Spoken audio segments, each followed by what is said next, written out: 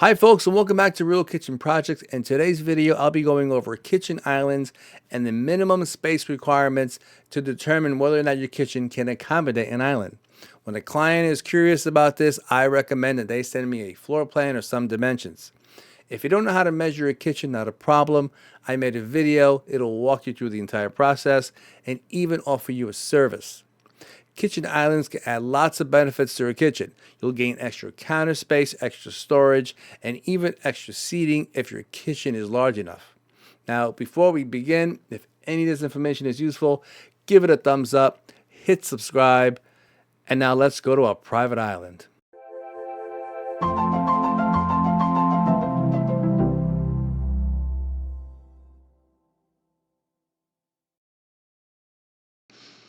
Okay, folks, here we have two basic kitchen designs that I threw together fairly quickly, just so you can get an idea of when I say minimum space requirements to accommodate a kitchen island. Let's say, for instance, on this kitchen, this resembles your kitchen, and you say, oh, I would love to have an island in this kitchen. So let's see if we can actually fit this island. This red box is going to represent the countertop for your island. So the first thing you have to consider is the traffic lanes. What do we have here? You come in through here, you go up here, here's your range, sink, and dishwasher. This is a very busy flow of traffic coming in through here. Here you have your refrigerator, straight shot to the fridge, out of the way. Now, the minimum distance that you would need in front of this range is 3 feet. Let's see what we have here. So from this counter to this counter, it's 37 and a quarter. Okay, close enough. And the same thing here. What do you have? I'm going to take it from the fridge. 34. Still a little tight. As you can see how quickly this island will start to shrink in your space. Okay, now you have pretty much 3 feet on either side. Nice flow of traffic here. Here to here, ideally you want 42 inches. What do we have? 30 inches. Wow. What we can do is just move this guy down a little bit. Let's see what we have. That's 37. That's 42. Even if you did 36 inches, let's say, that's close enough right there. That's what you would have left over for counter space, not much. And what creates an island is a base. So let's see, how big is this space? 26 inches. Not much for an island. That would be one cabinet that you would have to create your island. And that's no seating, because in order for you to have seating, this counter would have to extend 10 to 12 inches. So if your kitchen is, here's the big question, the length of your kitchen is 158 inches and smaller, and it's U-shaped, you're not going to be able to fit an island. What is the depth of this kitchen?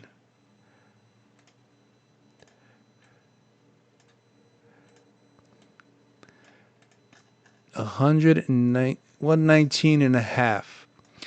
Not an ideal size kitchen for an island. Let's move over to the larger version of this kitchen. Again, traffic lanes. What do we have? Coming in through here, sink, dishwasher, very busy, refrigerator. We want a minimum of 3 feet. Here we have 35. Let's move it over a little bit. 37. Same thing on this side. What do we have? 33. You know, you're getting tight here. Let's just shrink this down a little bit. 37 and an eighth. That's fine. Again, the ideal dimension is 42. Minimum is 36. Let's drag this guy down a little bit. There you have it. Now, the good news about this island is this countertop is deep enough to accommodate seating. I have 36 inches here. Remember, a cabinet is 24 inches deep, 25 with the door. And that's how you create islands, is with cabinetry. So if we did that, let's see what else we have. How big can we make it? Let's get rid of that. The length of this island is 67. The balance here, 19. You can do an 18-inch cabinet.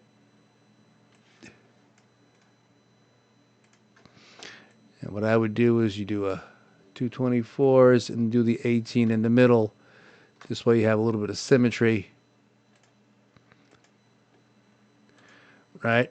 Move this guy over a little bit. Let's get rid of him.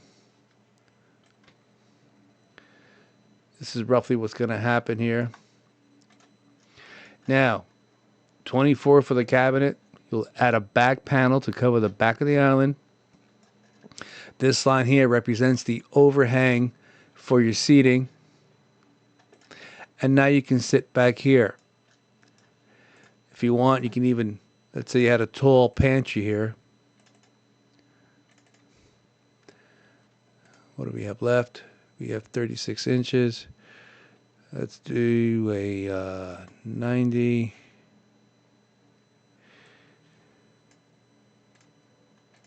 Let's say, for instance, this resembles your kitchen.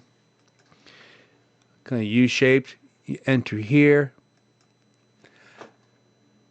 Most likely you'll kind of want an opening here if you have the room. Let's say you had an opening here.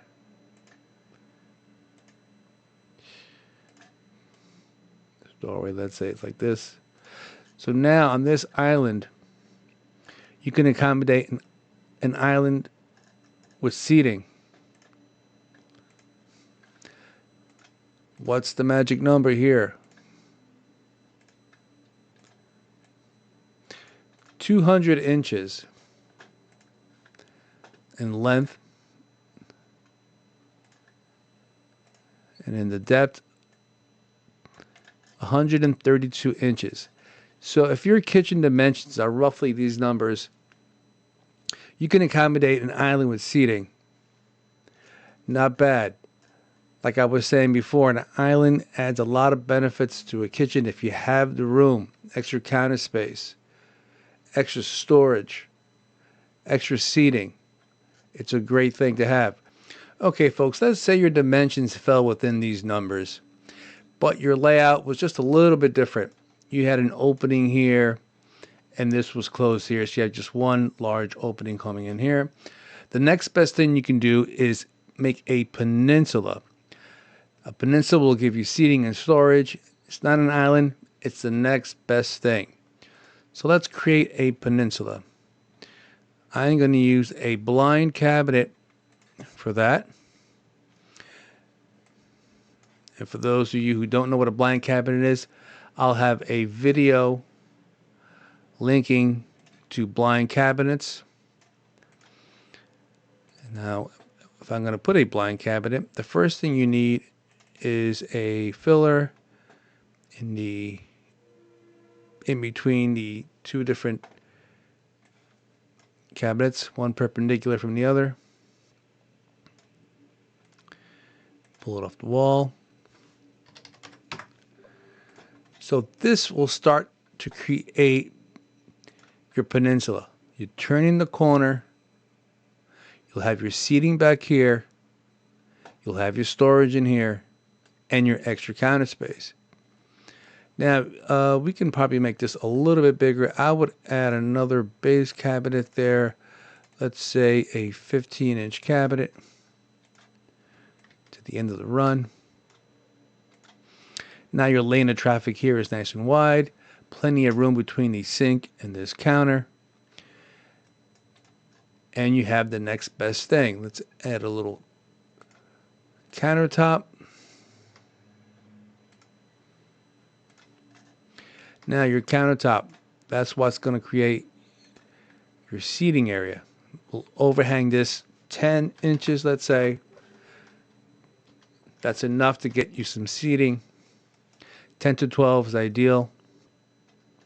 Now, here you have your seating, your storage, and your counter space. A peninsula is the next best thing when you don't have enough room like this for an island. Let's take a nice perspective of this so you can see what I'm talking about.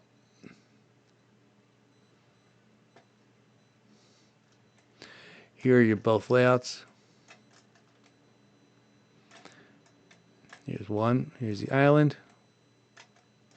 It's kind of hard to get the right angle. Oop. Let's do this. Remember, folks, base cabinets create your island. Here is your peninsula.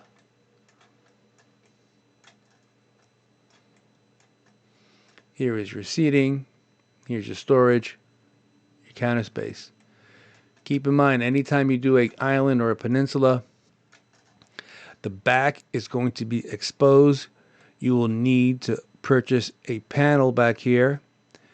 It could either be a nice decorative panel that matches the doors, or you can get a flat panel with some trim to cover the back.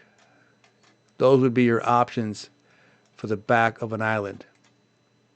Backs of cabinets do not come finished. So here you have it, folks, a crash course on determining whether or not you can fit an island in your kitchen. One dimension here is 200 inches by 132. If your dimensions fall within that, and the layout is kind of similar to this, you can get an island here. And at 158, 160 by 119, let's call it 120, this is what you can do here to get some seating in the kitchen. So minimum dimensions for islands. Remember, the minimum size you want is 36 inches. This is 37. The same thing here, 36, 36, 37 and change. Ideally, you would like this to be 42 inches, 42 inches, 42 inches. But if you don't have that, 36 is your next best shot. Well, there you have it, folks. A crash course on how to determine whether or not your kitchen can accommodate an island. I hope this information is useful on your kitchen project. And if you need any assistance at all, feel free to contact us through our website. The link is in the description below. Don't forget to subscribe, give it a thumbs up, and most importantly, have a great day.